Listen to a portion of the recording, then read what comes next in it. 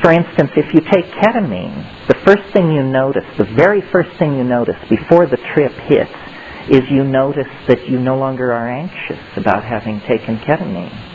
You just sort of, anxiety leaves you. That means it's affecting your mind. It's doing something to the judgmental machinery. DMT doesn't lay a hand on the judgmental machinery. You break through into that space exactly who you were before breaking through. And the usual reaction of most people is something like, and you think, God. Heartbeat, normal. Pulse, normal. Everything's normal. Yeah, everything's normal. Oh, God.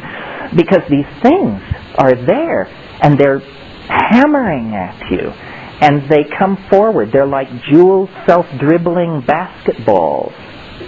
And there are many of them, and they come pounding toward you, and they will stop in front of you and vibrate, but then they do a very disconcerting thing, which is they jump into your body. They jump into your body, and then they jump back out again. And the whole thing is going on in this very high-speed mode, where you're being presented with thousands of details per second, and you can't get a hold on. You say, my God, what's happening? And these things are saying, don't abandon yourself to amazement, which is exactly what you want to do. You just want to go nuts with how crazy this is. They say, don't do that. Don't do that. Pay attention. Pay attention to what we're doing. Well, what are they doing? Well, what they're doing is they're making objects with their voices. They're singing structures into existence. These things are, and what they will do is they'll come toward you, and you have to understand, they don't have arms, so we're kind of downloading this into a lower dimension to even describe it. But what they do is they offer things to you. Say, look at this. Look at this. And as your attention goes toward these objects, you realize that what you're being shown is impossible. It's impossible. It's not simply intricate, beautiful, and hard to manufacture. It's impossible to make these things. The nearest analogy would be to the Fabergé eggs or something like that. But these things are like the toys that are scattered around the nursery inside a UFO or something. Celestial toys. And the toys themselves appear to be somehow alive. The toys themselves can sing other objects into existence. So what's happening is there's just this proliferation of elf gifts. And the elf gifts are moving around singing, and the whole thing is directed toward, they're saying, do what we are doing. And they're very insistent. They say, do it, do it, do it. And you feel like a bubble. And now this is subjective. I mean, only 5% report this, but it happens to me.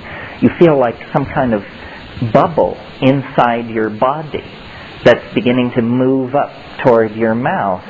And when it comes out, it isn't sound, it's vision.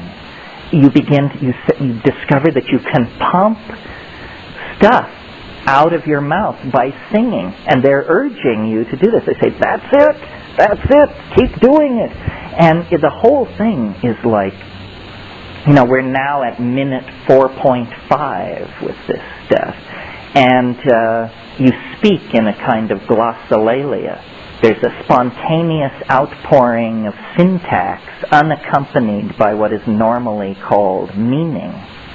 It's sort of, he ding wow wak saptivi mudetivi tinget wahaksiti pipinem wahavedektam bohagayetek.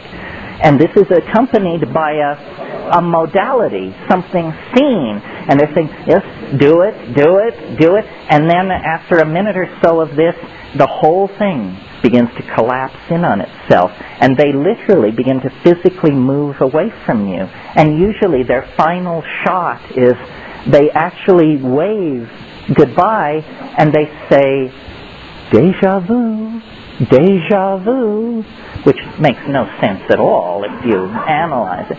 So then you come down, and you're now at minute 6 to 7, and you come down, and it's like being more loaded than you've ever been. It's like about a 700 mic acid trip, but you embrace it as totally down. You say, "I'm totally down." I mean, you look like a termite from Arcturus, and the room is decorated in Amish quilts, but I'm completely back. And then, over a minute or a minute and a half or so, the room just comes right back together, and 4 minutes after that, some people can give no account of it whatsoever. They just say, I don't know. It was the weirdest thing that's ever happened to me, and I can't remember it now.